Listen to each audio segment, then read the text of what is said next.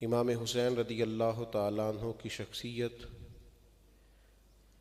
आपका नाम, आपका काम, आपका तज़किरा, आपकी सीरत पाक,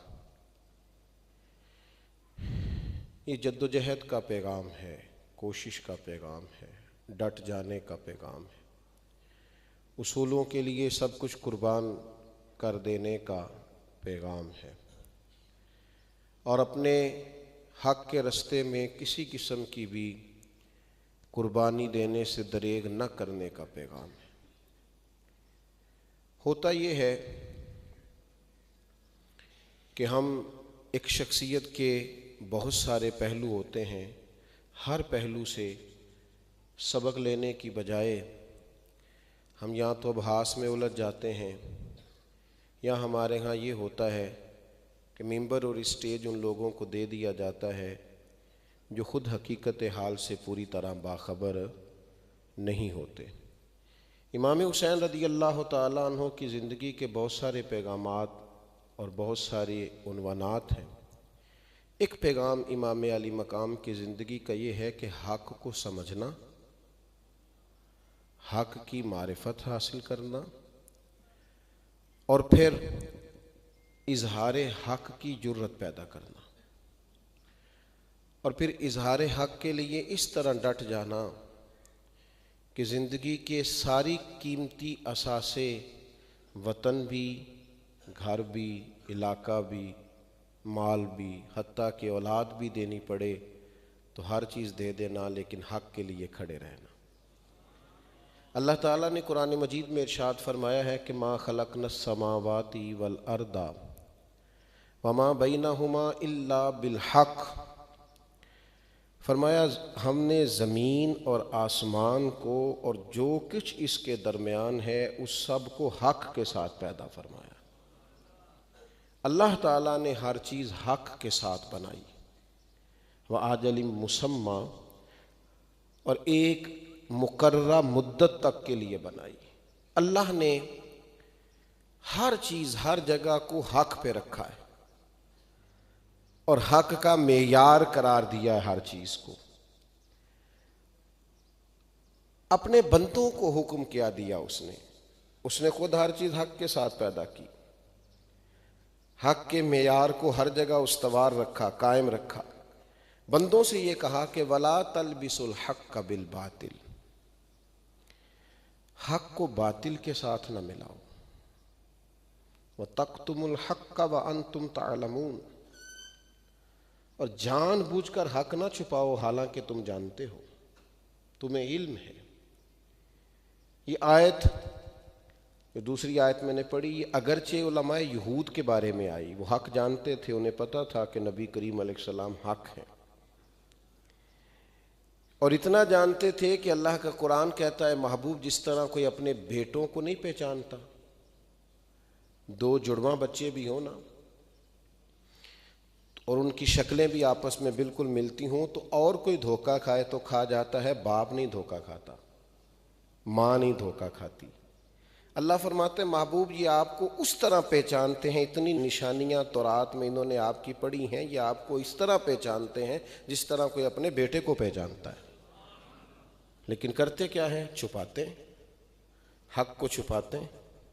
पता था कि अल्लाह के सच्चे रसूल हैं तो कभी तो कह देते थे कि माज़अल्लाह अपने लोगों को कि ये वो नहीं है जिनकी निशानियाँ तौरात में मौजूद हैं, और कभी ये कहा करते थे उलमा यहूद कि हैं वही नबी, वही रसूल हैं, पर ये माज़अल्लाह हमारी तरफ मबूस नहीं किए गए, किसी और इलाके और कौम के लिए आए। हालांकि अल्लाह ने महबूब पाक सल्लल्लाहु ताला अलैहि वसल्लम को कौमों और जहतों में कैद ही नहीं किया, महबूब तो आलमीन के लिए रहमत बन के तशरीफ लाए। क्या करते? कभी तो ये कह देते कि ये वो नहीं है माज़अल्लाह, कभी कहते कि हमारी तरफ आए नहीं, और कभी तहरीफ कर देते तौरात की आयात के अंदर, बदल देते, वो जगहें छुपा जाते, खुद से बदल डालते, वो हुजूर की अजमतों वाला बाब छुपा देते। हक़ जानते हुए भी, पहचानते हुए भी, हक़ की मारिफत रखते हुए इन लोगों ने हक को कबूल नहीं किया, हक को बातिल के साथ मिला दिया। आज भी सबसे पहली बात तो यह है कि हम हक बात कहने की जरूरत ही पैदा नहीं करते। हमारे अपने अंदर से हमारा नफ्स ही हमें मशवरे देने लग जाता है कि अगर तू ये बात करेगा तो लोग तेरे मुखालिफ हो जाएंगे, अगर तू ये बात करेगा तो सोसाइटी में बिला वजह तू इंतशार पैदा करेगा, अगर तू ये जुमला बयान कर देगा, ये सच्ची बात तू कह देगा तो बहुत सारे लोग ऐसे हैं जो तुझसे मिलना जुलना, तेरे साथ ताल्लुक़ रखना छोड़ जाएंगे। एक शौक़ होता है सबको गुड बुक में रहने का, कोई मुझे बुरा ना कहे, कोई मुझे मलामत ना करे, कोई शख्स ऐसा ना हो जो मेरे ख़िलाफ़ हो जाए। सबसे पहले तो हम खुद ही जुर्रत पैदा नहीं करते कि हक बात करें। अल्लाह के प्यारे हबीब अलैहिस्सलाम ने फरमाया क़यामत वाले दिन अल्लाह ताला बंदों से पूछेगा, फ़लाँ जगह हक बात कहनी चाहिए थी और तुम कह सकते थे और तुमने क्यों ना कही? तो बंदा अर्ज़ करेगा, मालिक मैं लोगों से डर गया था। तो रब फरमाएगा, मेरा ज़्यादा हक नहीं था कि तुम मुझसे डरता? बंदों से डरता रहा, सोसाइटी से डरता रहा, मुआशरे से डरता रहा, कबीले से डरता रहा, मेरा हक ज़्यादा बनता था। वाया यफरहबून, मेरा ज़्यादा हक बनता था मुझसे डरा जाए। हम क्या करते हैं, हक की जुर्रत, फिर कबूलियत हक के लिए भी लोगों के तीन तरह के रवैये होते हैं। अगर किसी को आप हक पहुंचाएंगे, हक बयान करेंगे तो तीन तरह के रवैये सोसाइटी में आपको मिलेंगे कबूलियत हक के लिए। एक तो वो लोग होंगे आपने हक कहा, फौरन आपके साथ खड़े होंगे, उन्हें समझ आ गई आप दुरुस्त कह रहे हैं, उनके ज़मीर ने जैसे ही उन्हें आवाज़ दी उन्होंने कोई परवाह नहीं की, आपके साथ खड़े हो गए। युजाहिदून फी सबीलिल्लाहि वला यखाफून लौमत लाइम ज़ालिका फ़ज़लुल्लाह। वो लोग अल्लाह के रास्ते में फिर किसी की परवाह नहीं करते, ये उन पर अल्लाह का फजल है। दूसरा रवैया लोगों का ये होता है कि वो हक को समझ तो जाते हैं, पता तो चल जाता है, ज़मीर तस्लीम भी कर जाता है, पर कबूल करने की ताकत और जुर्रत, पता होता है कि बात ठीक है लेकिन बुज़दिल होते हैं, लेकिन डरते हैं। समझ तो अबू जाल को भी आ गई थी रसूल पाक सच्चे, मानते तो ये भी थे उतबा उतैबा शैबा अखनस बिन शुरैक भी के जो फरमाते हैं ठीक फरमाते, लेकिन जुर्रत नहीं थी कि अपनी सरदारी छोड़ दें, जुर्रत नहीं थी कि थोड़ा सा झुकें और दीन को कबूल करें। एक तो वो जिन्होंने सिरे से इनकार किया होता है, एक वो होते हैं कि जो हक को समझ तो जाते हैं पर कबूल नहीं करते, और एक तीसरा गिरोह होता है, ये वो लोग होते हैं कि जिनके सामने जब हक आता है ना तो बजाय कबूल करने के ये हक को बातिल साबित करना शुरू कर देते हैं। ये फन बना लेते हैं झूठ बोलना, इनका झूठ बिकता है। ये माहौल इस तरह का बना देते हैं कि लोग इनके झूठ की कीमत इन्हें देने लगते हैं। ये इस तरह का माहौल बना देते हैं कि सच्चे लोग डरते हैं कि यार ये हद हो गई, अब मैं सच बोलूंगा तो क्या बनेगा। ये झूठ इतना मुआशरे और सोसाइटी में फैला देते हैं कि बड़े सारे सच्चे लोगों के लिए आजमाइश खड़ी हो जाती, ये बनाकर पेश कर देते हैं। आप यकीन करें, बाज़ औक़ात बाज़ चीज़ों पर हैरत होती है। अब सारे लोग अगर झूठ बोल रहे हैं तो एक बंदा सच बोलता है तो वो दीवाना लगता है। अब हर आदमी अगर किसी चक्कर में उलझा हुआ है तो किसी एक ने दावा कर दिया कि मैं ये काम नहीं करता, तो वो आदमी महसूस होता है कि शायद बनावट कर रहा है, कुछ तसन्नो का मुजाहरा कर रहा है, शायद ये आदमी को दिखलावा कर रहा है, वो थोड़ा अनोखा लगता है। जब मेरे भाई लोग मिलावट वाली चीज़ों के आदी हो जाए ना तो फिर खालिस चीज़ों से मैदे ख़राब हो जाया करते हैं, फिर खालिस चीज़ें पेट ख़राब कर देती हैं। आदत हो गई है ना, कबूल नहीं कर रहा मैदा, आदत हो गई मिलावट वाली चीज़ों। तो याद रखिएगा कि हक जब आता है तो फिर वो हुसैन इब्ने अली की तरह बन सवर के मैदान में खड़ा हो जाता है। फिर सारे लोग आ जाएं, फिर मुखालफत करें, जो मर्जी हो, फिर हक हक है। और इसकी जुर्रत पैदा करें, इसकी ताकत पैदा करें। और मैं आपसे अर्ज करूं, हक कहने का मजा ही तब आता है जब आप इमाम हुसैन की तरह मैदान में तने तनहा हो। जब माहौल सारा आपके सामने बज़ाहिर आपके हक में ना हो, आप बच्चों के साथ मौजूद हो, आपको सफर दरपेश हो, आपको बज़ाहिर गुर्बत का सामना, उसी माहौल में तो सच कहने का मजा आता है। इकबाल फरमाते हैं हवा को तुंदो तेज है लेकिन चराग अपना जला रहा है। वो मर्द दरवेश हक ने जिसको अता किए हैं अंदाज खुश रवाना। कहते हैं तेज हवा चल रही है पर वो चराग जलाते जाता है। चले करे हवा जो अपना काम करना है, पर हमारी ड्यूटी चरा। हवा को तुंदो तेज है लेकिन चराग अपना जला रहा। हवाओं में चराग तो नहीं ना जलते, पर जो दीवाने होते हैं वो कहते हैं हमने जला के दिखाना है। हवा को तुंदो तेज है लेकिन चराग अपना जला रहा है। वो मर्द दरवेश जिसको हक ने अता किए हैं अंदाजे खुश रवाना। भाई हक कहने का मुसलमानों को बड़ा तंग किया, कुफार ने अजियत दी। गरीब मजबूर तंगदस्त मुसलमान बड़ी अजियत में थे, तो नबी पाक अलैहिस्सलाम ने उनको इजाज़त दी कि हबशा की तरफ हिजरत कर जाएं। मुसलमान हिजरत कर गए, लेकिन काफिर अपने आप को समझते थे कि अब हम बड़ी ताकत हैं और इनकी जुर्रत हो गई कि हबशा में जाके अपनी मर्जी से नमाजें पढ़ें और अपनी मर्जी से दीन पर अमल करें। इन्होंने पीछा नहीं छोड़ा, बड़ी सलीके से और बड़ी सियासत से और बड़ी शरारत से ये हबशा पहुँचे। पहले जो नजाशी बादशाह था उसके जो दरबारी थे, करीबी लोग, उनको तोहफे तोहफ़ दिए, बादशाह तक रसाई हासिल की। फिर बादशाह से मुलाकात करके कहने लगे हमारे कुछ लोग वहाँ से भाग आए और हबशा आ गए माज़अल्लाह। उन्होंने वहाँ बड़ा फितना और बड़ी शोरश बर्पा की है, तो आपके पास उन्होंने आके पनाह ले लिया, तो हमें वो लोग वापस कर दे। तो नजाशी बड़ा कमाल आदमी था, अल्लाह ने उसे ईमान की तौफीक अता की, बड़ा समझदार था। कहने लगा मैं वो नहीं हूँ कि जिसके कान भरोगे, खुशामद करोगे तो जैसे तुम कहोगे वैसे हो जाएगा। मैं पहले उनको बुलाता हूँ,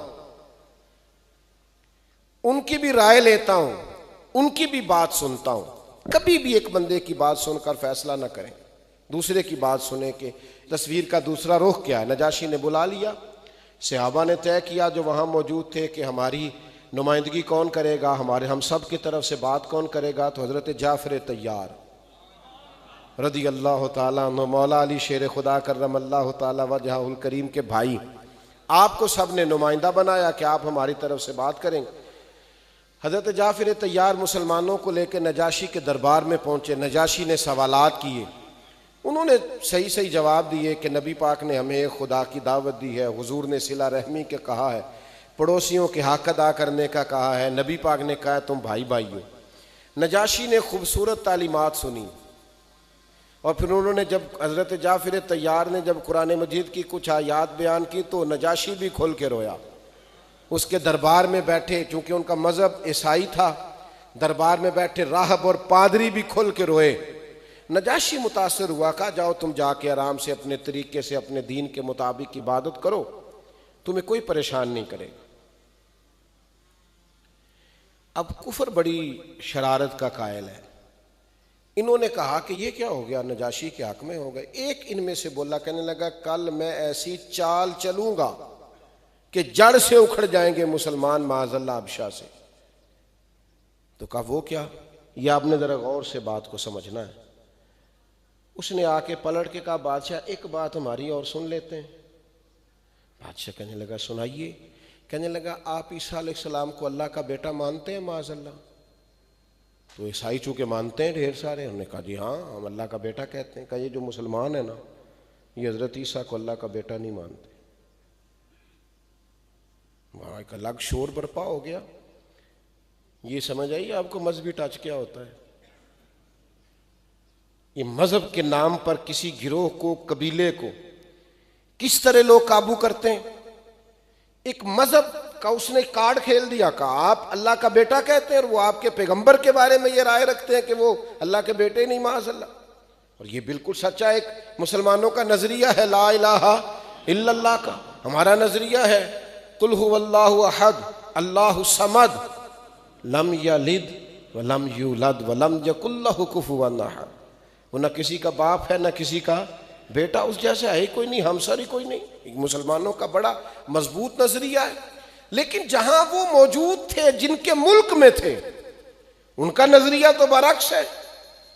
आप उनके नजरिए से टकराएं और वो ताकत में भी हो, और इस्लाम अभी बज़ाहिर पावर में भी ना हो, और हक बात कहने का मौका आ गया। अगले दिन बादशाह ने कहा दोबारा बुलाओ, ये हमारे मजहब के बारे में क्या नजरिया रखते हैं। अब सहाबा परेशान हुए कि अब क्यों बुलाया। तो चलते चलते कुछ ना कुछ खबर उनको पहुंच गई कि जनाब ईसा के बारे में बात होगी, कुर्बान जाए।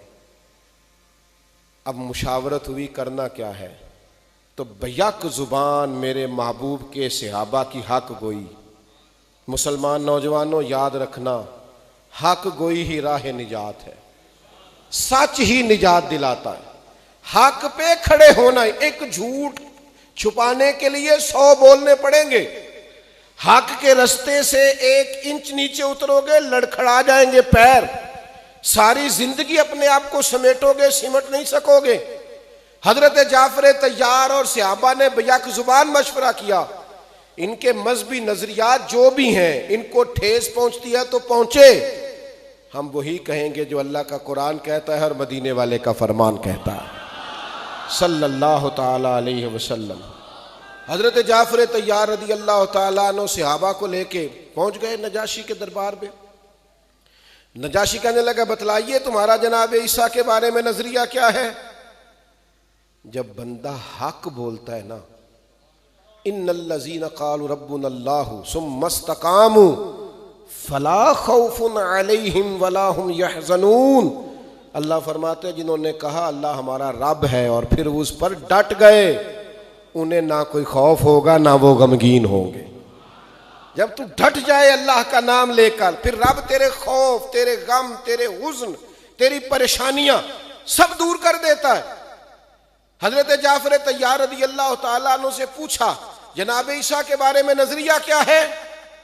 तो हजरत जाफर तैयार की गुफ्तगू, वो गुफ्तगू में दबदबा, वो लहजे का रोब, वो अंदाज तकल्लुम, वो सच्चे लोगों जैसी बात, वो चमकती पेशानी, वो खानदान नबुव्वत का नूर, मौला अली के भाई इमाम हुसैन के चचा, किस खूबसूरती से गुफ्तगू कर रहे हैं, हक बयान कर रहे हैं।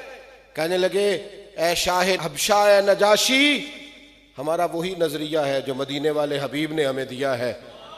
किसी सूरत हम अल्लाह के साथ शिरक नहीं कर सकते, कुफर नहीं कर सकते।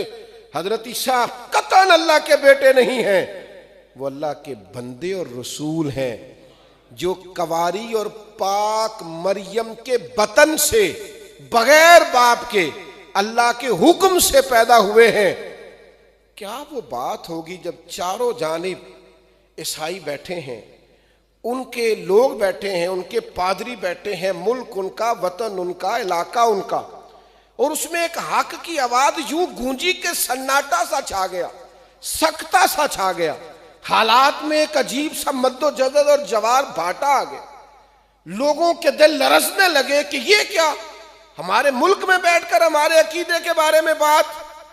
बड़ा मुश्किल था, पर जो हक कहने वाले होते हैं ना, सियालकोट वालों बोले ना फिर हजरत इकबाल कहने लगे अपने भी खफा मुझसे हैं बेगाने भी नाखुश, क्योंकि मैं ज़हरे हलाल को कभी कह नहीं सका कंद, मैं तो कहता हूँ वही बात समझता हूँ जिसे हक। मैं सच्ची बात करता हूँ, को नाराज होता है तो 100 बिस्मिल्लाह हो जाए। अब उस सब की नजरें बादशाह पे थीं, वो हाथ दबा रहे थे, दांत चबा रहे थे, तिल मिला रहे थे, कह रहे थे बोले बादशाह। तो नजाशी बोला, एक तिनका जमीन से उठाया, कहने लगा अकीदे जितने मर्जी बदल लो, गुमराहियां जितनी मर्जी ले आओ, मेरे मुल्क के लोगों तुम जो मर्जी कहो, बहरहाल हक वही है जो हजरत जाफर तैयार ने बयान किया है। कहने लगा जो जनाब ईसा के बारे में इन्होंने कह दिया है ना, ये मेरे हाथ में तिनका है, ना जनाब ईसा एक तिनका ज्यादा है ना एक तिनका कम है, हक और सच कह दिया है। ये अजीब मंजर सब बन गया, एक अजीब कैफियत सी बन गई। कुफरस्तान में एक तौहीद की आवाज गूंजी, एक हक की आवाज गूंजी, और उस मुल्क के सारे दरो दीवार नाराए तौहीद के साथ जगमगा उठे। तू कह तो दे, तू सच बोलते दे, तू हक कह तो दे, तू अपनी जुबान पर जुमले सच्चे ले तो आ। कहना तेरा काम है, मदद तो रब फरमाया करता है। हम हक नहीं कहते, हमारी तबीयत नहीं। हम दोस्तों में भी खुशामद पसंद होते हैं। जिन बच्चों को डांट डपट कर हमें ठीक करना चाहिए ना, जो हमारे अपने बच्चे हैं, हमारी जिम्मेदारी है कि हम उनको डांटें। वहां भी हम सियासत का शिकार हैं। वहां भी हम ये मतलब कहीं ऐसा ना सोच ले कि इनका बाप इनके वो मैं मिन्नू की जी मैंने कह दिया। आप हर जगह डर रहे हैं, आप हर जगह नरमी और चीज है, लेकिन बुजदिली और चीज है। आप हर जगह कमजोर पड़ गए। आपको जहां कह देना चाहिए था वहां भी नहीं कह पा रहे। ओ मेरे दोस्तों, ये कमजोरी की चादर उतार फेंको, ये बुजदिली के लिहाफ उतार दो। वक्त बदल गया, हालात बदल गए, हमने बहुत कुछ खो डाला। अब अपनी जिंदगी में सच्चाई का साथ दें, खड़े होना सीखें, बात करना सीखें, जुमलों के अंदर आप तेजी लाएं, आपके लफ्ज ताकतवर हो। क्यों कमजोर पड़ते हैं? अपने घर में, अपने कबीले में, अपने दोस्तों में सच्ची बात करें। यही है ना कि थोड़ी देर के लिए लोग बुरा कहेंगे। छोटा आदमी हूं, कोई दावा नहीं कर सकता, पर जिम्मेदारी से कहता हूं, आप सच बोल दें लोगों के बीच। आपके मुंह पे जो आपको बुरा भी कहेंगे ना, रात जब तकिए पे जाके लेटेंगे तो अंदर से आवाज आएगी, यार कहता तो ठीक ही था वो। सच की अपनी भी तो ताकत है ना, उसकी अपनी भी तो कुव्वत है ना। इमाम हुसैन का ये पैगाम समझो, सच कहना सीखो, सच बोलना सीखो, सच्ची बात करना सीखो। हजरत अबू ज़र गिफारी, नबी पाक अलैहिस्सलाम ने फरमाया जमीन के ऊपर, ये बुखारी में मौजूद है, फरमाया जमीन के ऊपर और आसमान के नीचे हक बात कहने वाला, सच बोलने वाला मेरे अबू ज़र गिफारी से बड़ा कोई नहीं। इससे बड़ा हक सच वाला कोई। हज़रत अबू ज़र गिफारी रज़ियल्लाहु ताला ने कलमा पढ़ा, और बिल्कुल उस वक़्त पढ़ा जब मुसलमान दारे अरकम में होते थे। अल्लाह के हबीब अलैहिस्सलाम ने इनसे फरमाया कि अबू ज़र, हालात ठीक नहीं है, अभी अपने कलमे का इजहार ना करना। तो हज़रत अबू ज़र गिफारी कहने लगे, या रसूलल्लाह, अभी तो आपने फरमाया किसी मलामत करने वाले की परवाह नहीं करनी। हुजूर, मैं ना इन मुशरिकों के बीच जाके अपने रब की तौहीद का ऐलान करूंगा, इन काफिरों के बीच खड़े होके मैं कहूंगा कि ला इलाहा इल्लल्लाह, ला इलाहा इल्लल्लाह, ला इलाहा इल्लल्लाह। इनके बीच खड़े होके मैं कहूंगा अल्लाह के सिवा कोई इबादत के लायक, मैं कहूंगा, कर ले जो करना है। मजमा कुफ्र का, कसरत काफिरों की, हालात ये हैं कि मुसलमान एक घर में छुप कर बज़ाहिर दीन सिखा रहे हैं। जनाब अबू ज़र गिफारी मैदान में आ गए। ये हक के रास्ते में जो जख्म लगते हैं ना, उन जख्मों की लज्जत बड़ी बेहतरीन होती है। ये एक खास जायका है। जख्मों का भी मजा होता है, पता है आपको? कभी जख्म ठीक होने पे आए तो उसे छेड़ के देखो, उसमें भी एक लज्जत होती है। जख्मों में एक मजा होता है। और ये जो जख्म हक के रास्ते पे लगते हैं ना, हक के रास्ते पे, इन जख्मों में लज्जत है, जायका है। ये जो ताने हक की राह में आपको मिलते हैं ना, ये आपकी नींद जाया नहीं करते, ये आपकी नींद को बेहतर करते हैं। तसल्ली और सुकून की नींद आती। हमने जितने ताने सहे, जात के लिए सहे, कारोबार के लिए सहे, हक के रास्ते में जो ताने लगते हैं उनका तो मजा ही बड़ा है। जफा जो इश्क में होती है वो जफा ही नहीं, इकबाल कहते हैं, जफा जो इश्क में होती है वो जफा ही नहीं। और गर सितम ना हो तो मोहब्बत में कुछ मजा ही नहीं, बेजायका है मोहब्बत अगर उसमें सितम नहीं है। आप सीधे सीधे जा रहे हैं तो आपके ड्राइवर होने का पता कैसे चलेगा? ये तो 4 खड्डे आएंगे तो पता चलेगा गाड़ी चलानी आती है कि नहीं। ये तो मेरे भाई कहीं रश मिलेगा तो अंदाजा होगा कि आपको रश से निकलना आता है कि नहीं। हज़रत अबू ज़र गिफारी रज़ियल्लाहु ताला अन्हु बीच खड़े होके मुशरिक और काफिरों के कहने लगे, ला इलाहा इल्लल्लाह, ला इलाहा मुहम्मदुर रसूलुल्लाह सल्लल्लाहु अलैहि वसल्लम। उन्होंने वही किया जिन्होंने करना था, उन्होंने पकड़ के मारा, बड़ा शदीद मारा। हज़रत अब्बास रज़ियल्लाहु ताला अन्हु जनाबे नबी रहमत सल्लल्लाहु अलैहि वसल्लम के चचा जान, अभी उन्होंने अपने कलमे का ऐलान नहीं किया था, वो आए जनाब अबू ज़र गिफारी के ऊपर लेट गए, कहने लगे, पागल हो गए हो? तुम जब मुल्क शाम की तरफ तिजारत करने जाते हो तो बनु गफ़ार कबीले से गुजर के जाते हो, और ये बनु गफ़ार कबीले का आदमी है। इस तरह जदोकोब करोगे तो अपनी तिजारत तबाह कर बैठोगे, शर्म करो। उन्होंने जनाब अबूजर को छोड़ दिया, कहा कल ना आना और मारेंगे, आज के बाद बात ना करना। पर मैंने कहा जख्मों का भी मजा होता है, इनकी भी लज्जत होती है, क्या करें, इस रास्ते का भी बड़ा जायका है। जख्म पे जख्म खा के जी और खूने जिगर के घूंट पी और फिर आह न कर लबों को सी, फिर आह न कर लबों को सी। क्यों? ये इश्क है को दिल लगी नहीं।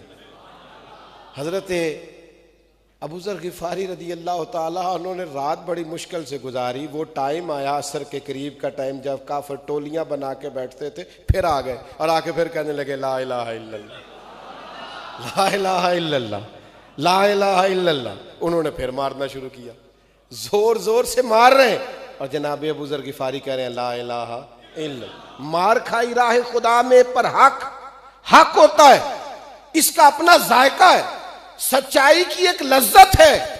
और मेरी मिल्लत के नौजवानों, खबरदार यार, झूठ के सहारे और झूठी इज्जत के सहारे जिंदगियां बेकार हो जाती। ये देखो सच्चे लोग, उन्होंने फिर मारा, हजरत अब्बास फिर आए, उन्होंने फिर छुड़ाया। नबी करीम को पता चला ना बार बार मार खाते हैं, तो हुजूर फरमाने लगे आसमान के नीचे और जमीन के ऊपर इससे ज्यादा हक कहने वाला बंदा कोई नहीं। जो हक कहता है और मार खाता है, हक कहता है और मार खाता है। ओ मिल्लत के जवानों, अपनी जिंदगी के अंदर ये ताकत पैदा करो कि तुम्हें सच बोलना है, तुम्हें हक कहना है, हक के लिए खड़ा होना है, हक के लिए इस्तकामत तबीयत में पैदा हो, उस रास्ते में सब्र का, शऊर का और शऊरी पुख्तगी का और बालिदगी का तुम्हें मुजाहिरा करना आता हो। तुम्हारी तबीयत के अंदर वो खास मिजाज हो कि लोग तुम्हारी सच्चाई के दीवाने हो, तुम्हारी हक गोई के दीवाने हो, तुम्हारी गुफ्तगू के अंदर जो खास किस्म का एक रब्त हो, ताकत हो सच्चाई, लोग उसके दीवाने हो। नहीं कहते मुसलमान हक, गुफ्तगू करनी है तो वो इस तरह की करनी है कि ये भी राजी रहे और वो भी राजी रहे। बात करनी है तो इस तरह की करनी है कि बीच की करनी है, जिससे कहीं कोई हमारा जाती नुकसान ना हो जाए। आप यकीन करें, वो मैं कभी छोटे मोटे झगड़ों में किसी बड़े आदमी को, किसी सरपंच साहब को या किसी मालदार आदमी को फैसला करते हुए देखता हूं ना, तो मैं कहता हूं यार आपके ये कोई फैसला है, इसमें तो झोल है, ये भी थोड़ा ठीक हो जाए, थोड़ा ये भी ठीक हो जाए। आप झूठे को झूठा कहें और सच्चे को सच्चा कहें, आप दो टोक बात करें, आप दो टोक हो जाए, सीधी सी बात है। पहला सबक दे रहा हूं आपको इमाम हुसैन के पैगाम का, सच कहना शुरू करो तो सही।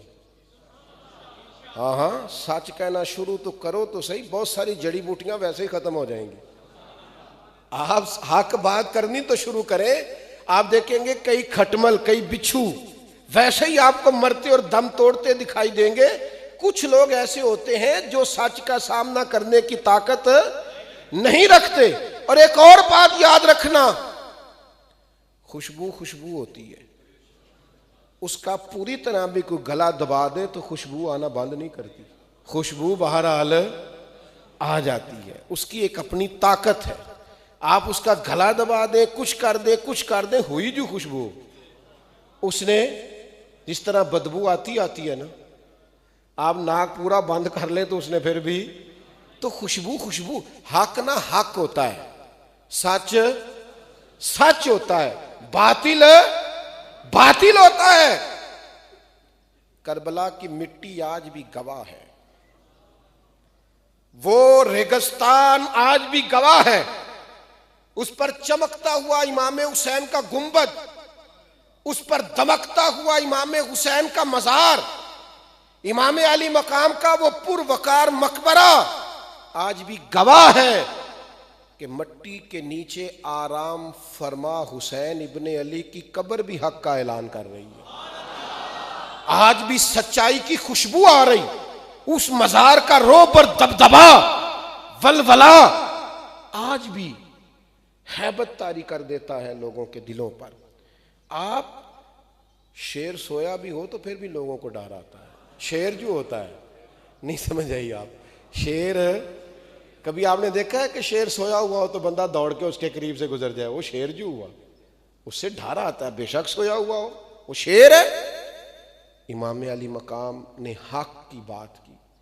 और याद रखना, जो हुसैनी है ना, हुसैनी, उनके लहजों में झूल नहीं होता, उनकी गुफ्तगू टूटती नहीं, डिप्लोमेट्स नहीं होते। दुनिया में एक ही तो तबका है जो दो टोक होता है, वो इमाम हुसैन का मानने वाला है। दो टोक बात करना जिन लोगों का मिजाज होता है वही तो हुसैनी होते हैं। उनका लबो लहजा तो ये होता है कि वो हमेशा हक की बात करते हैं, दो जुमले कहते हैं पर बिल्कुल खरे सच्चे और नाप तोल कर।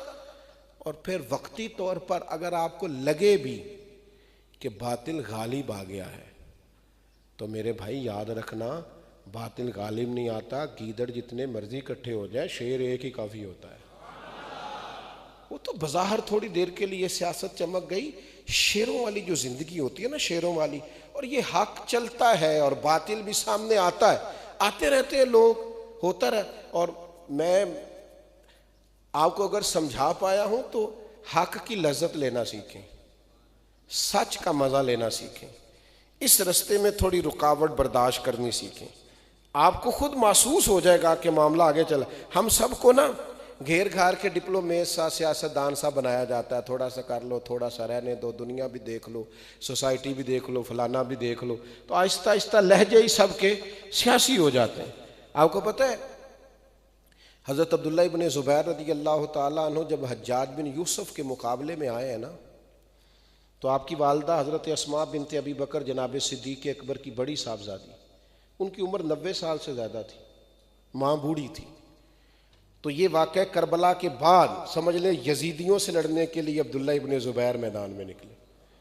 तो हज्जाज बिन यूसुफ से और लश्कर से मुकाबला जब हो रहा था तो बज़ाहिर गालिब आ गया वो हज्जाज बिन यूसुफ और हज़रत अब्दुल्ला इब्न ज़ुबैर, जो हज़रत सिद्दीक़ अकबर के नवासे हैं और मदीना मुनव्वरा में हिजरत के बाद पैदा होने वाले सबसे पहले बच्चे, जिनको गुट्टी रसूल पाक ने अता फरमाई सल्लल्लाहु ताला अलैहि वसल्लम। हज़रत अब्दुल्ला इब्न ज़ुबैर अपनी 90 साल की माँ से मशवरा करने आए, बूढ़ी अम्मा से। औरतें बुज़दिल नहीं कर देती, बड़े लोगों को कमज़ोर नहीं बना देती, उनके आंसुओं में बड़े सारे लोग ऐसे होते हैं जो बुज़दिली नहीं दिखा जाते। अपनी 90 साल की माँ से मशवरा करते हैं, कहते हैं अम्मा मेरे कुछ दोस्त शहीद हो गए हैं, कुछ पीछे हट गए, पसपा हो गए, अब मुझे बताओ मैं क्या करना है। तो हज़रत अस्मा कहने लगे पुत्र बाकी सारी बातें बाद में बताऊंगी, पहले ये बता तू है हक पे। तो कहा अम्मा मैं हक पे हूं। फरमाया पुत्र फिर तलवार पकड़ और मैदान में निकल, और ये ना सोच के मेरे साथ कोई है कि नहीं, हक अकेला भी हो तो काफी होता है, एक शख्स भी हो ना हक कहने वाला तो काफी होता है, तू मैदान में जा। हजरत अब्दुल्ला इब्न ज़ुबैर कहने लगे अम्मा मेरा दुश्मन बड़ा सख्त दिल है, बड़ा खूनखार है, बड़ा दरिंदा मिजाज है, वो सिर्फ कत्ल नहीं करते, टुकड़े कर देते हैं वजूद के। तू बूढ़ी है, तेरे बुढ़ापे का ख्याल है, तू कैसे सहेगी। वो गर्दन काट देते हैं, आंखें निकाल देते हैं, नाक काट डालते हैं, अम्मा तू कैसे सहेगी। तो देखो बूढ़ी माँ का जुमला। कहने लगे पुत्र बकरे को सिर्फ ज़िबा होते वक्त तकलीफ होती है, फिर खाल उतारें तो कोई दर्द नहीं होता, फिर उसके टुकड़े टुकड़े करें तो उसे तकलीफ नहीं होती, दर्द एक ही है। तो जान निकलते वक्त जा मेरा पुत्र मैदान में निकल, मैं शहीद की मां बन के जीना पसंद करूंगी। के हक का ये नूर है जो बूढ़ों को जवान कर देता है, जो बीमारों को तंदुरुस्त कर देता है। हजरत अब्दुल्ला इब्ने ज़ुबैर मैदान में निकले, शहीद हो गए। हज्जाज बिन यूसुफ ने मक्का मुअज़्ज़मा के चौक में उनकी मुकद्दस लाश को लटका दिया। कई दिनों तक उनका जिस्म मुबारक वहां लटका रहा चौक में, लेकिन लोग कहते हैं इतने दिन बीत गए थे पर जब भी कोई गुजरता था खुशबू के हुल्ले ही आते। गुट्टी रसूल करीम सल्लल्लाहु अलैहि वसल्लम ने अता की है ना। तो आपकी वालदा को बुलाया हज्जाज ने, उसने कहा देखा मैंने तेरे बेटे को कहाँ लटकाया हुआ है। तो क्या जुमला है और क्या उस 90 साल की उस दलेर माँ का अंदाज़े फ़िक्र है, सोचने का अंदाज है। कहने लगी मेरे पुत्र को ना शुरू से ही घुड़सवारी का बड़ा शौक है, ज़मीन पे पैर रखने पसंद ही नहीं करता था, देखो जाने के बाद भी सवार ही नजर आ रहा है। ये घोड़सवारी का शौकीन था, शुरू से ही तबीयत थी। ये जमीन पे पैर रखता ही नहीं था। शहादत के बाद भी देखो सवार ही सवार नजर आ रहा है। हज्जाज मां का जवाब सुन के इस तरह का लहजा हो गया कि जंगों में कभी उसका चेहरा इतना नहीं उतरा था जितना हजरत अस्मा की बात सुन के उतर गया। कभी कभी ना आपको हक के लिए, एक बुजुर्ग थे इब्राहिम बिन यजीद नखई, उन्होंने हज्जाज के खिलाफ फतवा दिया, बड़ा जालिम है। हज्जाज ने बंदे भेजे, जाओ गिरफ्तार करके लाओ। लेकिन बंदे गिरफ्तार करने गए तो वो जाके पूछा एक शख्स से कि तुम कौन हो? उन्होंने कहा इब्राहिम मेरा नाम, वालिद का नाम इब्राहिम बिन यजीद नाम। लेकिन वो इब्राहिम बिन यजीद नखई नहीं थे, इब्राहिम बिन यजीद तीमी थे। उनको गिरफ्तार कर लाए, ला के मारा, बुरा हाल कर दिया। उनकी वालदा को पता चला तो वो आई, आके कहा बेटा ये तूने कोई जुर्म किया है? कहा अम्मा जो हमारे मुहद्दिस नहीं, बहुत बड़े शेख नहीं, वली नहीं, दरवेश नहीं, आलिम नहीं, इब्राहिम बिन यजीद नखई, उनको गिरफ्तार करने आए थे, मुझे वो समझ के ले आए। और इस तरह हालत हो गई कि माँ ने जब पहली दफ़ा जेल में बेटा देखा तो पहचान नहीं सकी। तो कहा बेटा तुमने फिर बताया नहीं कि तुम वो नहीं हो? तो कहने लगे अम्मा मेरा वजूद ज़्यादा कीमती नहीं, उस वली का वजूद ज़्यादा कीमती है। मैंने उसके हिस्से की मार सीने पे सही है, मेरा रब अजर देने वाला है। लेकिन उनका कलम चलता है, वो गुफ्तगू करते हैं, लोगों के दिलों को धो डालते हैं। वो सोसाइटी में रहेंगे तो सोसाइटी की नब्ज ठीक चलेगी, माहौल दुरुस्त रहेगा, उनकी कलम से, उनकी जुबान से मुआशरा संवरता रहेगा। मुझे नखी के हिस्से की मार खाने दे, तू बता तू क्या कहती है? तो अम्मा कहने लगी पुत्र पहले तू मेरा बेटा था, अब तुम मेरे लिए तू बाइसे फख्र बन गया। तुमने जुल्म सहा है, हक के साथ तू खड़ा हो गया है, और हक कहने वाले एक आलिम के हिस्से की तूने मार खाई है। इतनी ज़दोकोब किया कि जेल में आपका इंतकाल हो गया। हज्जाज बिन यूसुफ कलमा तो पढ़ता ही था ना, बज़ाहिर तो मुसलमान ही कहलाता था ना। रात को उसने ख्वाब देखी कि आज किसी जन्नती का इंतकाल हुआ है। कहने लगा तलाश करो, ढूंढो कौन गया है। सारा ढूंढने के बाद उन्होंने कहा जेल में वो जिसको तेरे सिपाहियों ने मारा है वो ही गया है, उसके अलावा तो किसी का इंतकाल नहीं हुआ।